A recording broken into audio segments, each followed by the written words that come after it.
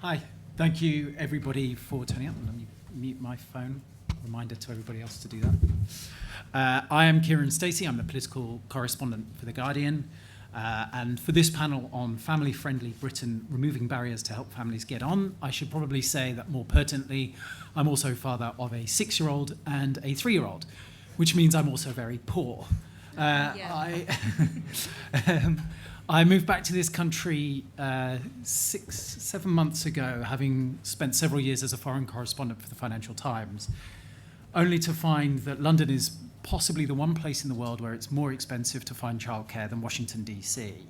But I have lived in probably 2 of the most expensive cities to bring up children, I think, in the world. And one of the astonishing things to me, with my youngest just turning 3, is that suddenly those costs have started to fall away very sharply. And I think we should remember that internationally it is a very unusual system that we have, where you have no support until 3, or almost no support until 3, and then suddenly a lot kicks in.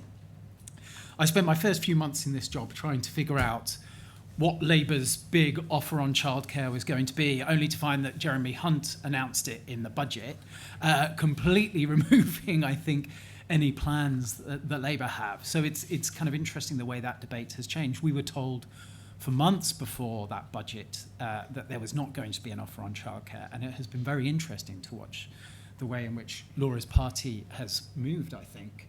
I don't know if you think that's fair, but I think has shifted, certainly at the top of the party, into realising quite what a huge impact this is having on people's lives and how much it plays into cost of living. I would also say that having lived in 3 different countries, I've also seen 3 different regulatory regimes, and it's interesting how much people just assume that the regulatory regime in their country is the only way you can do things. And so when you see Brits react to any possible suggestion of supply-side changes to make childcare cheaper, you think, well, you know what? People do it differently elsewhere. Maybe we should examine that a bit. And to be fair to Labour at the moment, I know they are doing just that. So anyway, I don't want to talk for too long. I'm going to introduce the rest of the panel. Each of them will speak for about 5 minutes, and then we'll open it up to questions from all of you guys. So to my left here is Laura Farris. She's MP for Newbury and chair of the Access to Justice APPG. Ryan Shorthouse, whom probably a lot of you know, is the executive chair of Bright Blue. Phoebe Arslanagic-Wakefield is the co-founder and director of Boom. Dan Paskins is the director of UK Impact at Save the Children UK.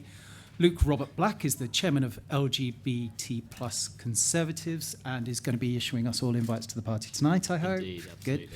Good. Victoria Benson is the CEO of Gingerbread, and as I said, I'm the political correspondent at The Guardian. So maybe I can hand over to Laura to kick us off. Thank you very much, Kiran.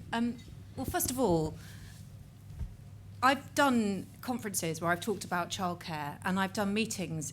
I've done so many meetings in Parliament where we've talked about childcare, and some of the people who've been at these meetings are sitting in the room now. And I would just say it was a long, long battle to get the government to where we wanted them to be, but we did it in the end. And I've got in front of me actually the recommendations that we put together, and this was really the culmination of all the work. Gingerbread was always at the table, Pregnant Then Screwed, the Women's Budget Group, and Siobhan Bailey. I think many people who are really familiar with this sector know that probably from the backbench she was the leading voice. I feel like I was just her sort of sad friend helping, but anyway, that was how we sort of approached the Chancellor, and we did a piece in the end. It was Siobhan, me, Ed Timpson, who used to be the Children's Minister, and Robin Walker, who chairs the Education Select Committee and was an Education Minister. We did a submission. I've completely forgotten the date of it. It was on the 23rd of January. And when we first approached Jeremy with this, it is right to say that he was thinking about childcare in a completely different way from what we were inviting him to do.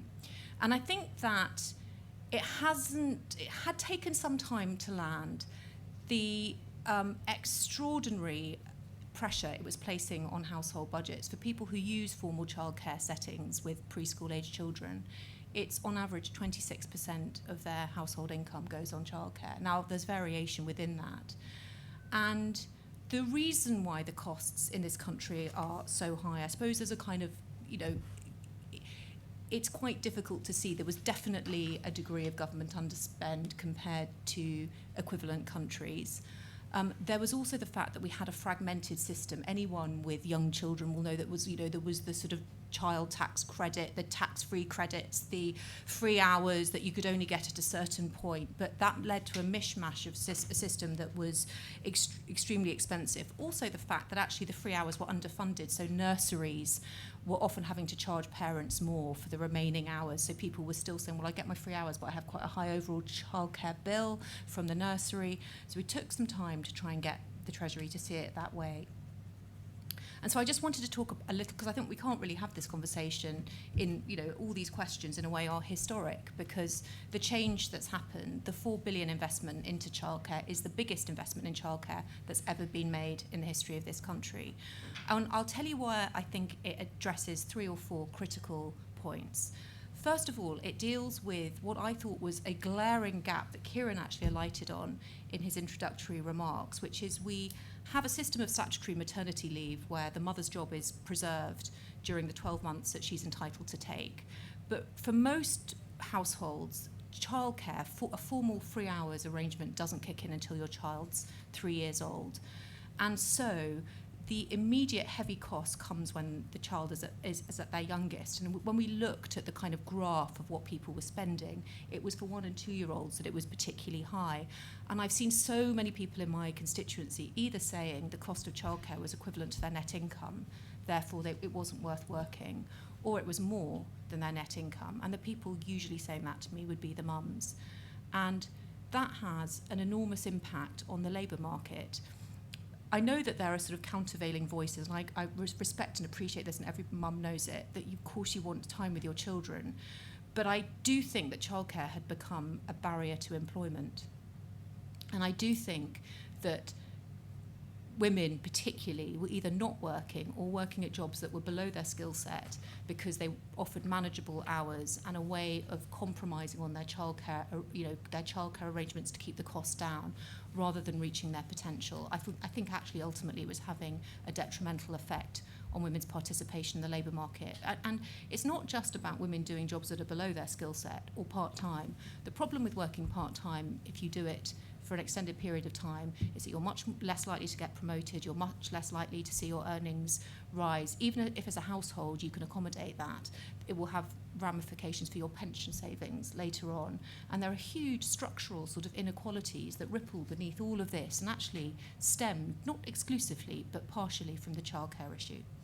So the first point is that the new childcare deal comes in from when the child is 9 months until they're 4.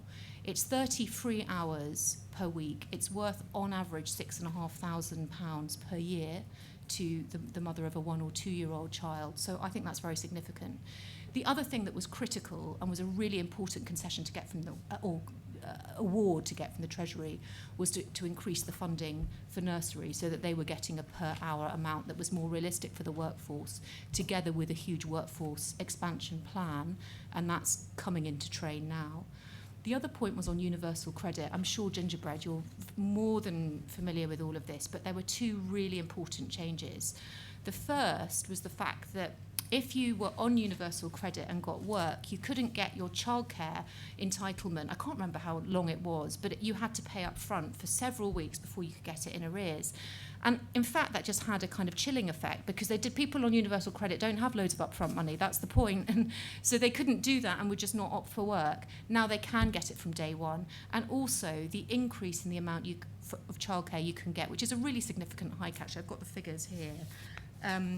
It's equivalent to 85% of childcare costs for the average family, and it was an increase from so it is increased to £1,629 for 2 children, £950 for 1 child. Very substantial increase.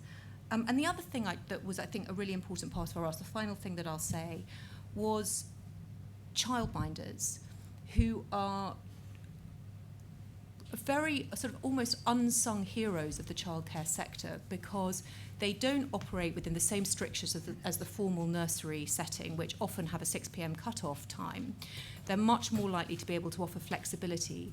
But over time, regulation, both by Ofsted and by the local council, had meant that if you wanted to set up as a childminder, you had to install fire door, set up payroll, have certain HR procedures, and we were looking at it and finding that childminders were either not entering the sector or were coming out of it because it had become too burdensome to do. So removing those barriers, and we particularly advocated actually in our paper here, and it's been adopted, the use of umbrella agencies, which is effectively will take over all of those tasks, health and safety, payroll, all of that they can manage for you, and you have the freedom to set up in your home, and they will be the sort of, it exists in other forms of employment, but is really useful in the model of childminders. So making it easier for people to come in and set up, and it often actually works really well for people with young families because they can then blend some of their own childcare with looking after other people's kids. So just to wrap up my introductory remarks, you know, I think really this is a revolutionary moment actually in the story of childcare and the way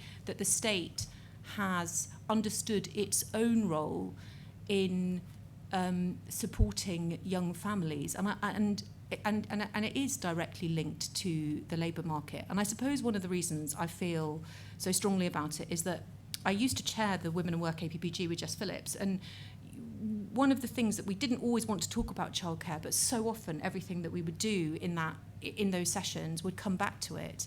And we sort of said to Jeremy Hunt and his team, either go really big on this or don't do anything at all. And it was actually, we had a few hints dropped the night before that budget, but honestly, I felt like crying afterwards because I think it will make such a big difference to so many families, so many people with tiny children who are pregnant now or thinking about having kids. And I also think probably there is actually a consensus between the two main parties on this issue. Now, I know Labour haven't quite said what, if anything, they were going to do, but they haven't really said anything since. And I suppose, or I'm guessing, I might be wrong, that these changes are now part of a permanent change to the fabric of our society. All right, thank you very much. Ryan. Great, thank you. So I've been kind of looking at family policy for several years now, and the theory changed into practice in 2020 when I had my first child, and I, like Kiran, now have two children, and my goodness, the change both to your lifestyle but also to your finances is quite considerable. And actually, you know, increasingly now people having children later, and people being two-earner couples, for example, the impact that having children has is quite considerable. And that may explain partly why people are having fewer children. And that's what I want to talk about, which is the decline in the birth rate, coupled with the declining home ownership rate, should send shivers down the spine of any Conservative. It's not only an economic and moral failure, but it's also a political one. Because if young folk have little chance of acquiring what Conservatives say gives them a good life, which is starting a family, having a home, then they're going to they're not going to acquire the desire to conserve things. Basically, fewer families, fewer homeowners equals fewer Conservative voters. And, you know, if you look at millennials, my generation, there's been a marked shift in the proportion of people who are voting Conservative. Normally, as people get older, they tend to shift to the right, but both in the US and the UK, that isn't happening as much. People are millennials are staying more likely to vote for left-wing parties. And people have there's a lot of thesis about why this might be. Is it cultural reasons? Is it, for example, that a higher number of millennials go to university and university attendance is associated with stronger social liberalism? Or is it a material thing, which is that it's much harder to buy a house, to start and sustain a family, and that's why fewer people are voting Conservative? Now, Phoebe's done some excellent work, and I'm not going to grab the spotlight from her because she'll probably talk about it, but she's interestingly looked at whether cultural or economic reasons are more to the cause of different birth rates in different countries, and no doubt she'll talk about that. But my hunch is that it's actually really material circumstances for why younger people are less likely to vote Conservative. And so what should Conservatives do? I think there's kind of three things that they need to focus on. The first is around financial security. If you don't have that security, you feel that you can't go to the next stage in life, which is bringing up children. That's a common perception I hear amongst a lot of my friends now in their mid-30s. So obviously a lot of people have faced a decade or so of stagnant wages, and there's obviously an issue around boosting productivity. We did some polling recently where we asked the UK public what would be the one policy which would make most difference to the financial security of young people. And the most common response was increasing the minimum wage. So we were quite pleased that the Chancellor again announced that, and there's now a consensus around raising the minimum wage. The second, I think, is thinking about how you can improve the financial situation of young people. And I'm afraid I don't agree with the Chancellor and the Prime Minister that taxes cannot be cut.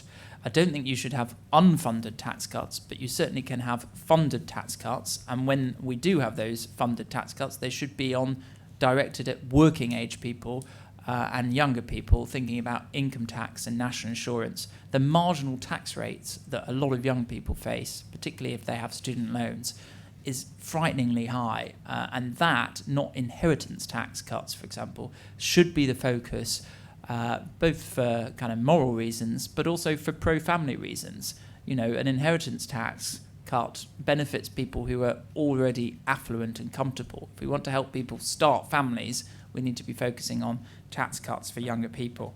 And they can be funded because you can shift, for example, the burden of taxation onto assets, which tend to be where generally older people are more likely to acquire their income, and by reducing taxation on income. I think the other thing is thinking about the financial cushion that people from upper middle class backgrounds normally have to be able to take risks and invest in their future and build up their assets over time. And we need to think very creatively about that. And my own view, after spending 10 years running a think tank, is that policy solutions, unfortunately, are going to be too timid, ideological, slow in which to change that. So I think we need to look at entrepreneurial solutions, and indeed that's what I'm spending some of my time now doing.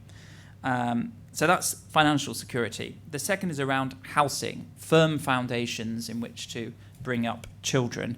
And there is some good evidence that people who are owner-occupiers and the children within them are more likely to have better long-term educational results. And there's lots of reasons why that might be, and obviously household income is playing a role in that. But nonetheless, there is some evidence that suggests that. And the housing market in this country is frankly a mess, and is probably one of the biggest causes of the intergenerational injustice that we face. And yes, we need to build many more homes in desirable areas, so there needs to be that focus on supply side expansion. But that alone is not enough. So even if we did build many more houses, 500,000 that Liz Truss thinks that's manageable, but even if we did do that, it would still be the case that the cost of housing would still be out of reach for many prospective first-time buyers. So we don't just need to look at supply-side expansion, we also need to look at proper demand-side support. And now that Help to Buy has expired earlier this year, it wasn't perfect, but we need to look at other ways to help particularly people on modest but stable incomes get onto the housing ladder. And, the other thing is that a lot of people, unfortunately, will never be able to buy, or it will take very, very long for them to buy. So we need to think about the right private rented sector in terms of the right balance between landlords and tenants. And frankly, we need to build many more social homes, because a lot of people in the private rented sector should actually be in, I think, the social sector, the social rented sector, and that would have desirable wider spillover effects. And so the final thing I want to think about is just supporting children and families who have children. So I think Laura is totally right that the expansion in childcare support was very much welcome. We at Bright Blue have been calling for that for a long time. I think there's still issues around the affordability of childcare, even with that extension. And again, I would be looking at more innovative ways of supporting families. We at Bright Blue talked about income contingent loans, much like students can get loans to pay for university. Can we also do that for parents above and beyond the existing childcare support that they're offered? But it's not just about the affordability of childcare, but also its quality and its flexibility. And I can tell you that, if you're a parent, you have to get to nursery on time, and it normally finishes at 6, and you have to rush out and make sure you get there on time. And obviously you feel a bit guilty that you have to leave early from work to go and pick up the children. But then you also have another round of guilt, because when you get there, your children are sort of hands against the glass seeing you, and you're kind of one of the last parents to get there. So it is, incredibly difficult around the flexibility. So we need to be looking at that. And I suppose what I would also say, it's not just childcare support, but particularly in the earliest years, for parents who are staying at home with their children, I don't think there's been enough of a balance to support those. So I totally agree with the childcare support. But for example, maternity and paternity pay is a measly amount. And, if you work for a large company, you might get occupational top-ups, but the statutory amount that most people will get from small businesses, and particularly people who are on low incomes will get statutory maternity and paternity pay, is only 150 quid a week. I think that could be much more generous. I've heard the Treasury say, well, we don't want to dampen work incentives, but, the child is sort of 3 or 4 months at this point. I mean, I don't see why work incentives should be a major factor at that point. And I'd also, for example, look at things like shared parental leave, maybe extending that to working grandparents. So if mum and dad don't want to use that, can you extend that to grandparents? And also, for example, child benefit, can you front load that so people can get more resources in the earliest years, for example, if they need that when they're looking after children at home. And then the final point that I would make is it's not just about the resources for children, but also the space and time that we have for children, and making sure that we have family-friendly workplaces and family-friendly residential areas as well. And that's thinking about the institutions that are available for children. The government is obviously increasing the number of family hubs that they now have. They were children's centres under the last Labour government. Whatever they're called, they're great centres for bringing people together and giving wraparound support for parents. And then it sounds a bit odd to focus on this, but, the government kind of saying that 20-mile-an-hour zones are bad things, and a sort of war on motorists. Actually, if you speak to a lot of parents, particularly in less advantaged areas, the ability for children to be free and to roam and to go out on the streets, one thing they really fear is traffic. And, if you're from a middle-class background, you can ship your child from one sports club to another activity. If you're from a less advantaged background, you do rely on the local area for your children to play. And there is lots of evidence that, the difference between 30 and 20 is quite considerable. So, for me, that's about designing neighbourhoods and streets where children can go out and play, and that's a priority. So, yes, some thoughts there. Brilliant. Thank you very much. I'm conscious that we want to make time for Q&A at some point, so maybe... My apologies. That's all right. Too long. It's all right. It's your event. You're allowed to do that. But yeah, if we could all just keep to 5 minutes from now, that'd be great. Phoebe. Thank you, Kiran. So I'm from Boom, and we exist to make the UK a place where it's easier to choose to have children for everyone, and also a place where it's easier to be a parent. I'd like to start with an attitudinal point, which is that perhaps there are some sections in the UK where having a child is seen as a sort of luxury good, something that you think about having much later in life once you've accumulated enough assets, and perhaps that has contributed to the lack of policy focus that we've seen around supporting parents and making a more family-friendly country, because actually, of course, every child is a vote of confidence in our future and an important part of our future shared prosperity. And an attitude adjustment might actually mean a more serious focus from policymakers on how we can make things easier for families. And the changes that Laura has spoken about, I think, are a good sign that attitude is perhaps beginning to shift. But where should that policy focus be aimed? Where are the key pressure points and pain points for families and for parents?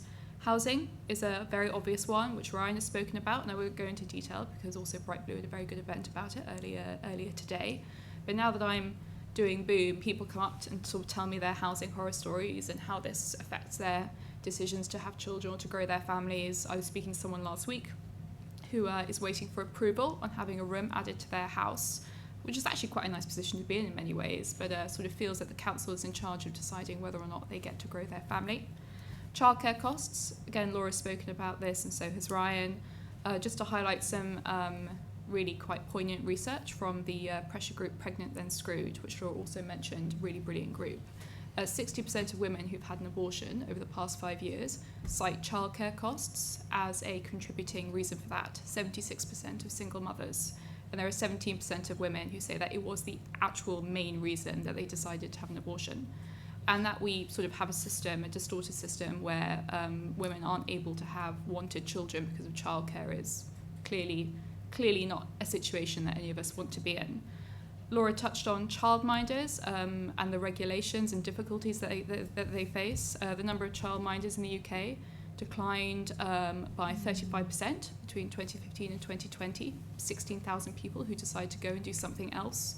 What that represents is ultimately a huge loss of choice to parents. We know that many parents, many children prefer the more informal settings of childcare, of childminders, as opposed to formal childcare, and actually that's particularly true. The evidence shows us for children lower down the socioeconomic scale who really do thrive in that more intimate home type environment. Even starting a family can be a really serious challenge in the UK. NICE guidelines in the UK in England specify that care and commissioning groups should offer eligible women 3 free rounds of IVF under the age of 40. In practice, 90% of commissioning groups do not offer that. They offer 1 or 2, or in fact 0. I was speaking to someone yesterday who told me that before they had their child, they were seriously considering actually moving to a completely different part of the country, just so they could access 2 free rounds of IVF on the NHS as opposed to the 1 that was available in their local area. And this actually also particularly affects lesbian couples, some of the rules in this area, who have to undergo 2 years of artificial insemination before being able to access IVF that they have to pay from their own pockets. And Ryan's previewed this research, so thanks for that. But Boom has recently published some work looking at the baby boom, where we find that really extraordinary demographic event of the previous century happened because of really positive changes that just made deciding to be a parent, raising a family easier access to housing, strides forward in medical technology, blood transfusions, antibiotics, and also actually just better household technology, washing machines and freezers. These are positive changes to the way that people live their daily lives. We also published some analysis looking at the relationship between levels of traditional family values and fertility rates in Europe, where we actually found no positive correlation, in fact, a slight negative correlation. What this work should show to policymakers, that if you want to make things easier for families, don't worry too much about values, just make life a little bit easier. Things don't need to be so difficult for parents in this country. We can make it much better. Brilliant, thank you. Dan. Thank you very much.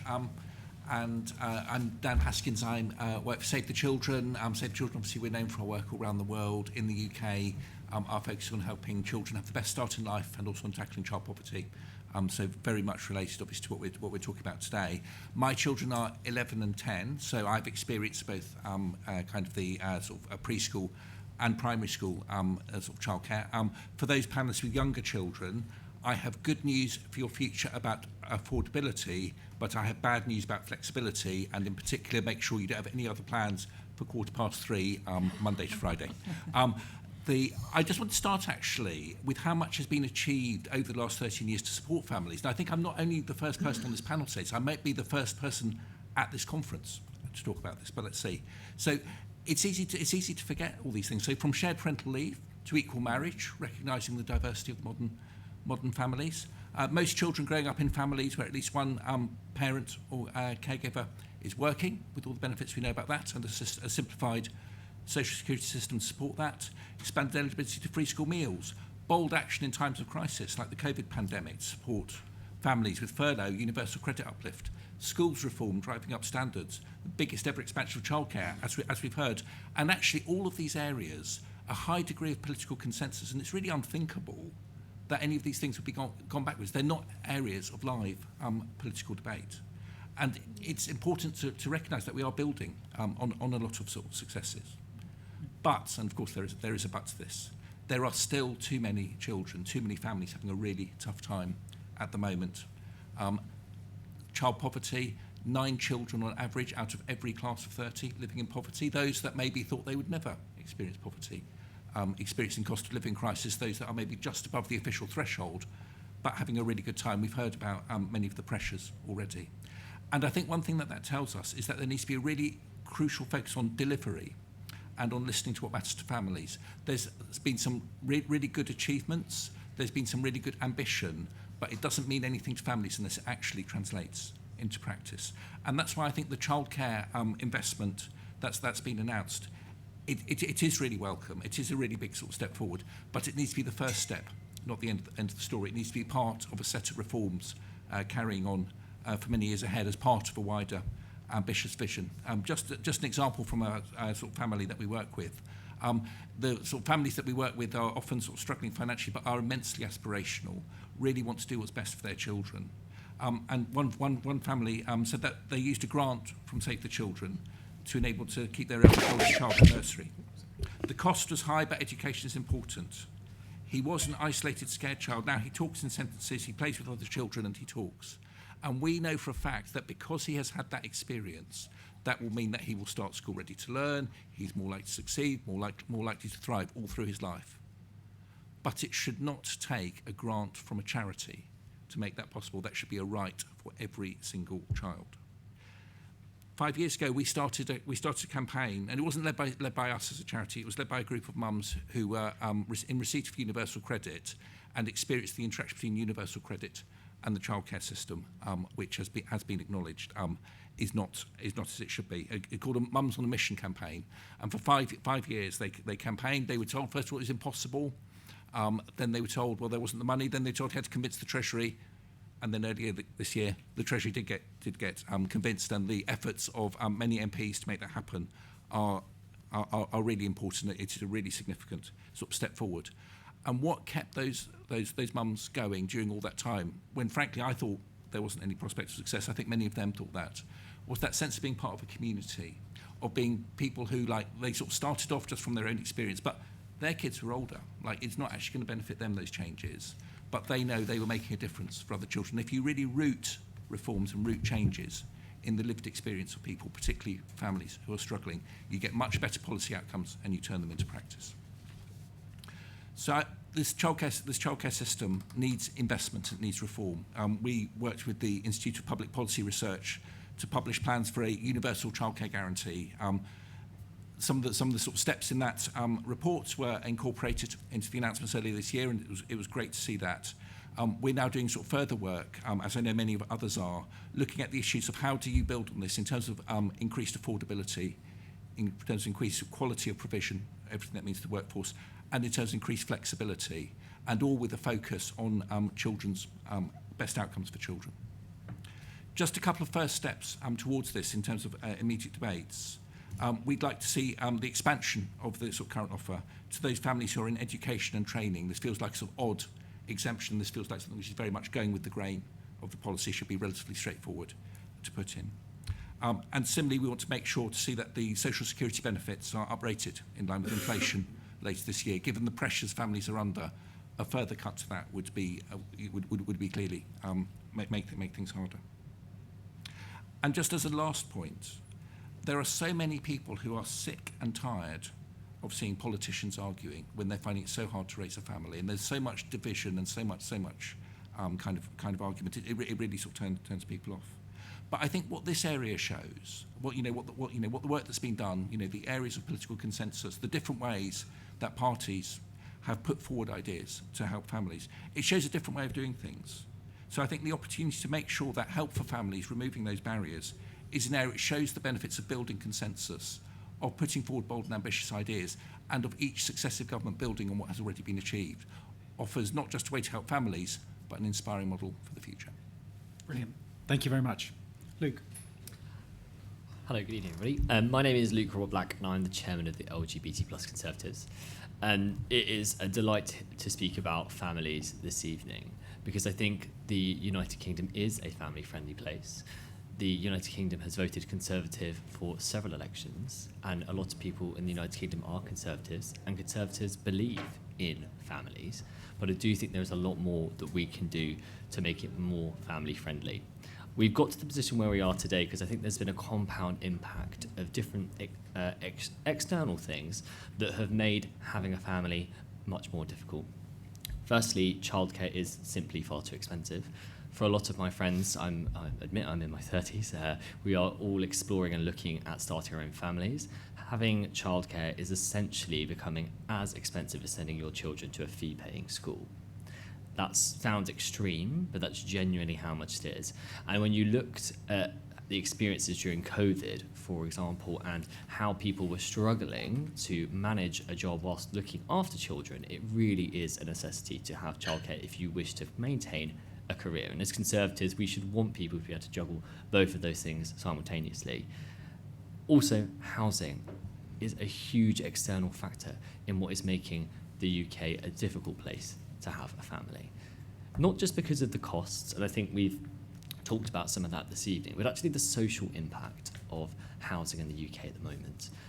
Our sister party in Canada, the Canadian Conservative Party, is moving in a fantastic direction on housing, not just because of the economic case, but the socially conservative and more generally conservative case, which is that you don't start a family in a flat share.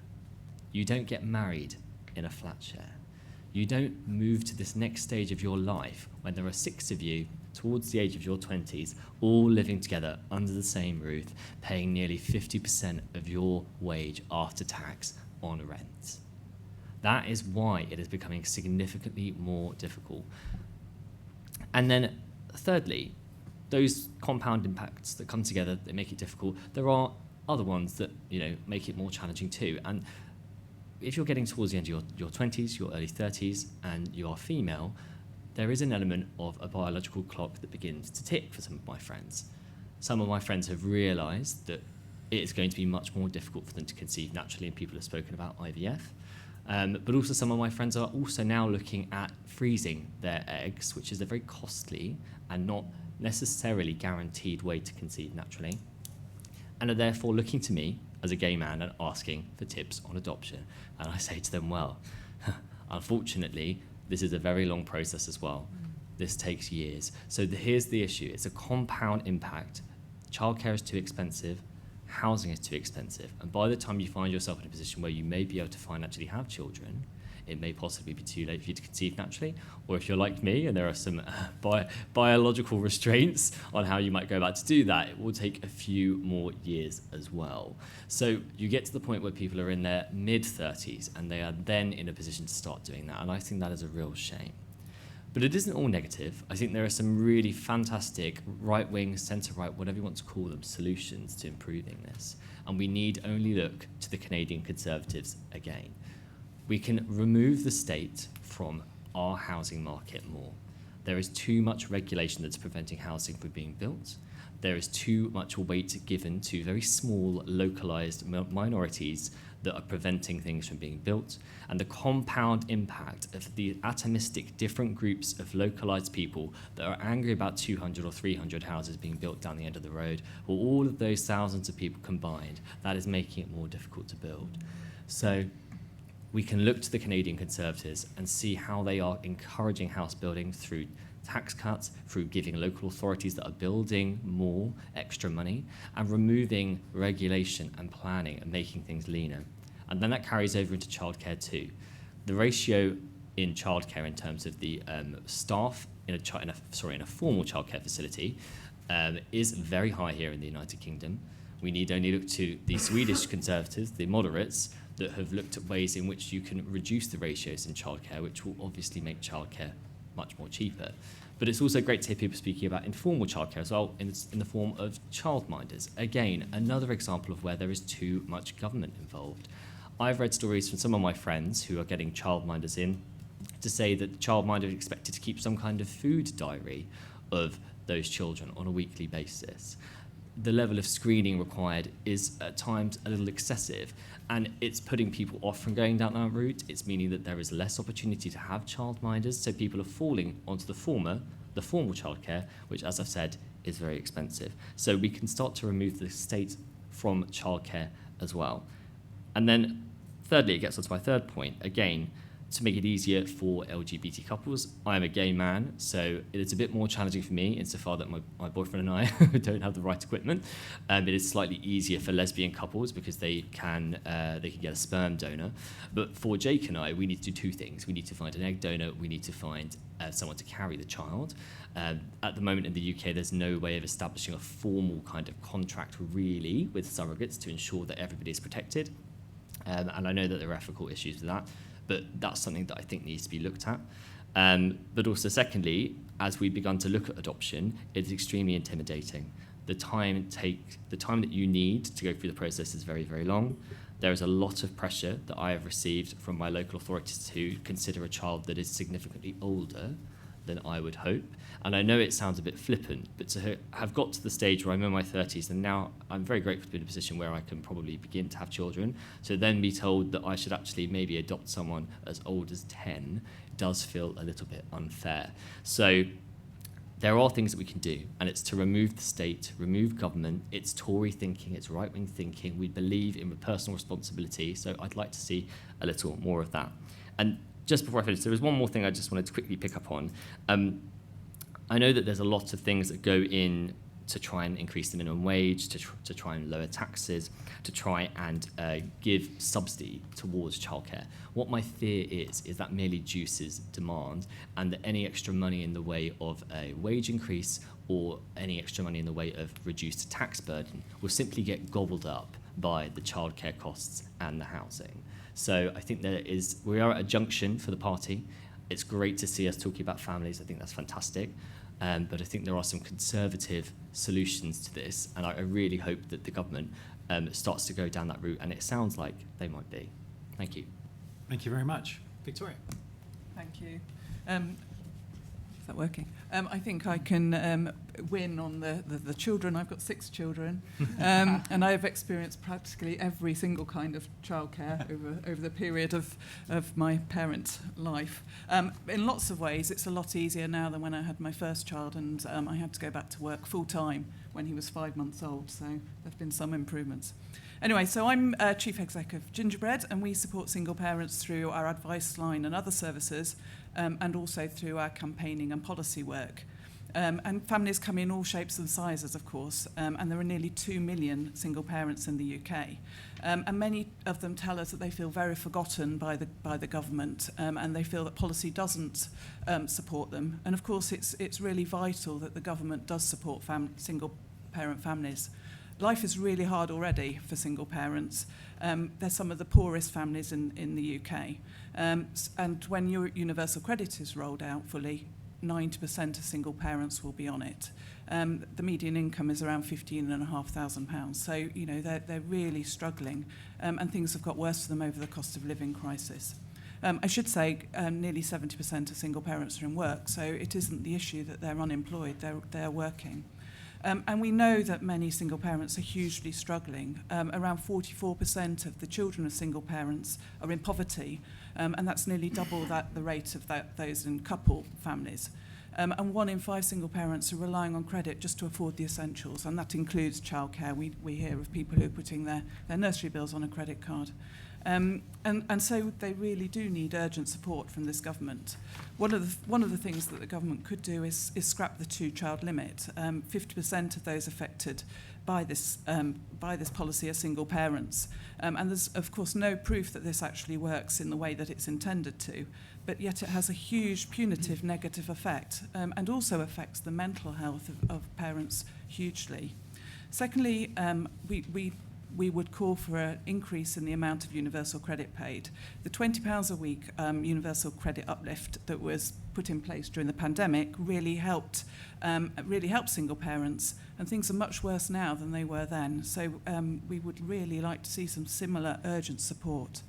And talking about housing, many single parents are in private rented accommodation, and I agree with what Ryan said, you know, that's probably not the right place for them. But currently they can't afford the rents, and for those on benefits, they're unable to afford the rents because the local housing allowance doesn't reflect actual housing costs. Local housing allowance is meant to match the bottom 30% of houses in an area, but currently only matches 5% of those houses.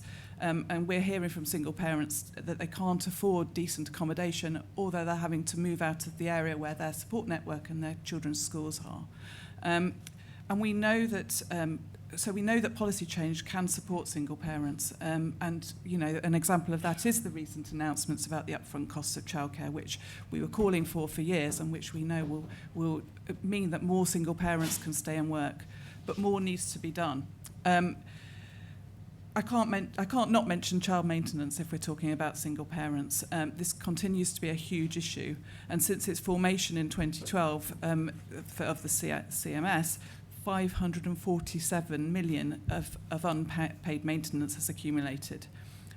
But you know, this could be a really important tool in alleviating child poverty. If child maintenance was paid to all the children owed it, but currently not receiving it, it would lift 60% of them out of poverty. We're really pleased to hear the announcement yesterday, actually, that the government is scrapping the £20 application fee and is also improving enforcement. But we still think there's a long way to go for it to work really effectively for both the parents. And just to quickly mention employment, so single parents are almost twice as likely as couple parents to be unemployed and underemployed. Single parents want to work. They tell us all the time they want to work, both for economic benefits, but also for their own well-being, and so that they're good role models for their children. But the issues here is a shortfall in truly flexible jobs, and of course the lack of affordable, high-quality childcare, both of which are essential for single parents, and both of which act as a barrier for them working. And in the meantime, conditionality changes mean that an additional 700,000 lead carers will be coming into contact with work coaches. And more single parents will be exposed to sanctions, which will damage their financial and mental situation. I'm really pleased that you've invited me here to be part of this panel. I'm very happy to talk about any of those issues further through the questions. Thank you. Great, thank you very much. We don't have a ton of time for questions, Bria, about 10 minutes. So if I could just encourage people to ask pithy questions rather than giving speeches. Would anybody like to kick us off? Yeah. And if you could, there's a microphone there, and just introduce yourself before you ask the question, that'd be great. Hi, I'm Francesca from Save the Children. Thank you for everyone's contributions today. It's been such an interesting discussion. Thinking ahead to the autumn statement, what's the one thing that panellists would like to see to support the family? Should we go in turn? Laura? Can I have a little bit of thinking time? Yeah, does anybody not want thinking time? Yeah, I can tell you. I'd like to see an increase in the amount of statutory paternity and maternity pay. Thank you. Dan? Two things. So the uprating of social security benefits in line with inflation, I think would be top. Yeah. Phoebe? Yes, I agree with Ryan, and I'd also like to see statutory paternity leave quadrupled to 8 weeks. Quadrupled. Victoria? I agree with Dan, uprating of benefits in line with inflation. Luke? I'm not sure whether something in the autumn statement will improve anything. As I said, anything that increases the amount of money that somebody has, whether through taxation or wages, will just be gobbled up by childcare costs or housing. Laura, do you think you can? I think that it is not realistic to think there will be a sort of big childcare type offering in the autumn statement after what was said in the spring. I want to just mention one policy thing, though, that I think relates to some of Ryan's remarks. I do think we could do more on flexible working. And I think that flexible working has got a little bit lost in terms of its definition, because during the pandemic, when everybody worked at home, people think flexible working means working at home. And they also think it means a bit of a loss of employer control. It means the employee sort of dictating that they'll do everything from home. In fact, flexible working is a really complex array of possible options which the employer should decide upon and see how it can be accommodated. So it can mean, for example, adjusted hours. You start early and finish early, or you do one day working from home, or you do compressed hours, and there are lots of different variations of it. And I think that when I've spoken to the sort of stakeholder groups talking about young families, children, childcare, it was highly valued, the ability to have some autonomy over your working life, and that is really what flexible working means, and it can be so important for that managing that sort of balance between your work and your childcare responsibilities. And so I think the government has gone halfway in this parliament. It's got you have a day one right to request flexible working, but I would like to see it made obligatory for all employers to set out how a job could be done on any flexible basis at all. So even if that was a very, very narrow form of flexibility, I just think it's, quite rare the circumstances where the imaginative employer couldn't look at it at all and see what they're doing on that. And I do think that that's a non-pecuniary sort of option, but actually I have yet to meet anybody in this area who doesn't consider flexibility in the workplace to be a massive advantage when they have a young family. Great, thank you. Yeah, I think the microphone's just over here. Thank you, Misha. One thing that did not get mentioned by this panel is stay-at-home parents, which is a solution that is very popular in my home country. And I just wanted to ask you, how do you see the role of stay-at-home parents in what we've been talking about? Is there anybody in particular you would like to ask? No, anybody who fancies it, frankly. All right. Who feels equipped to go first? Phoebe, do you want to talk about stay-at-home parents?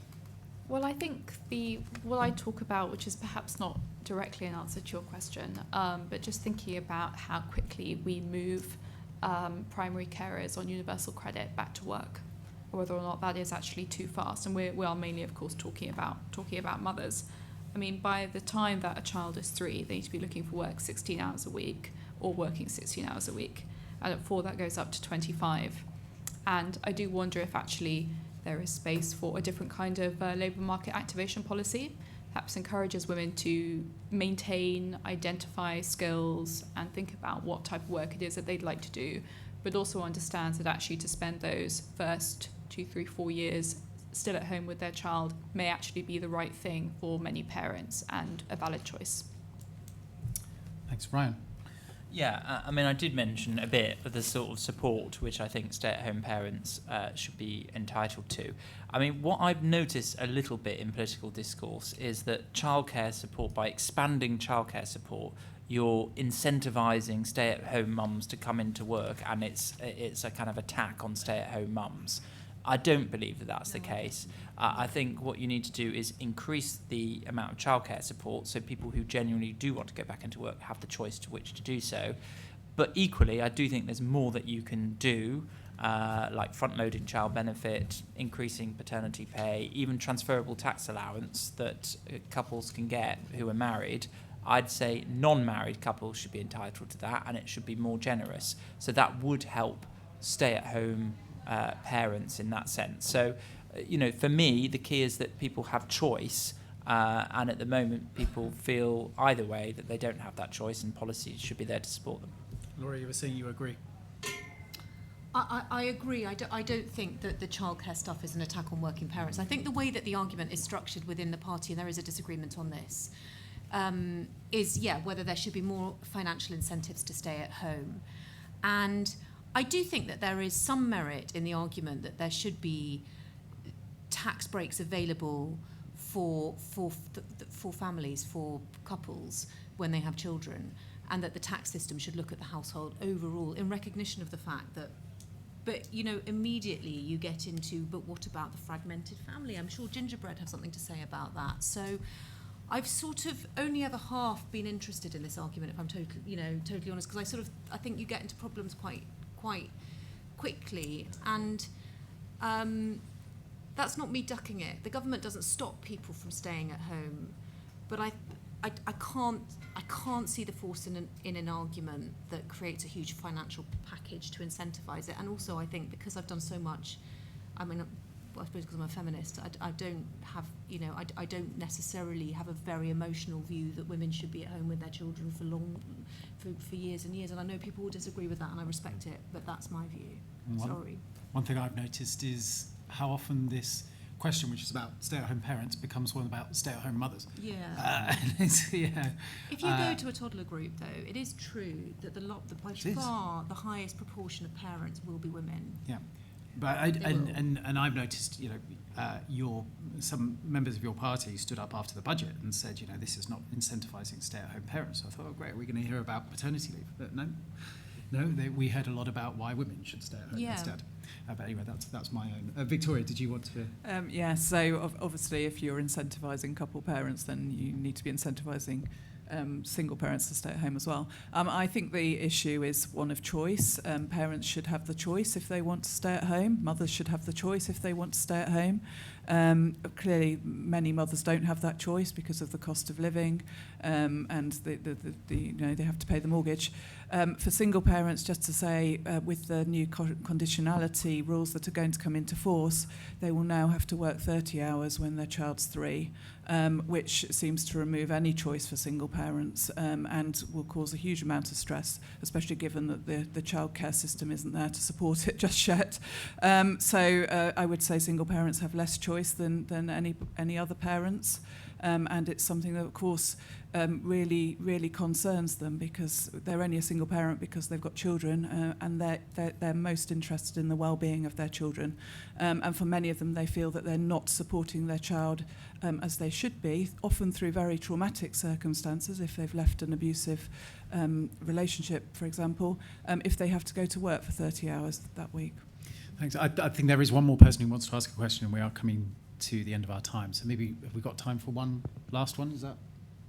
Yeah. Is that all right with you guys? Yep. Yeah. All right. Thank you very much. I apologise for arriving late.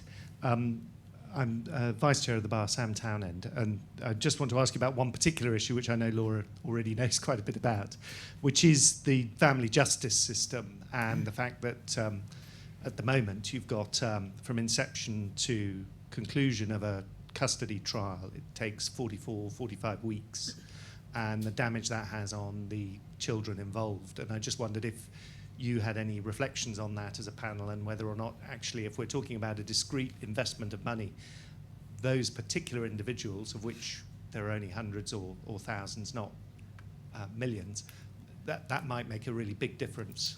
Given we're tight on time, and given that Laura is also chair of the Access to Justice APPG, I wonder is it all right if just she answers that one? Yep. Yeah, I think it's an excellent point, actually, that I agree with. And the only other thing I would say, which is a sort of, which I think has to go hand in glove, and again isn't a financial thing, but I know that Lord Bellamy and the MOJ is looking at this, are partners who use custody of children as a further tool of domestic abuse. I think the law's been quite slow to catch up with that. But I think for some people, dragging out that process or even trying to return to it is a very damaging for the children. But also another. Do you agree that is part of domestic abuse? Yes, that's what we hear. Yeah. That's about. We've got some research on this that we've recently. Well, look, thank you very much all for coming. I think we've got some time to have a drink and mingle a bit afterwards. It's been lovely having you all here.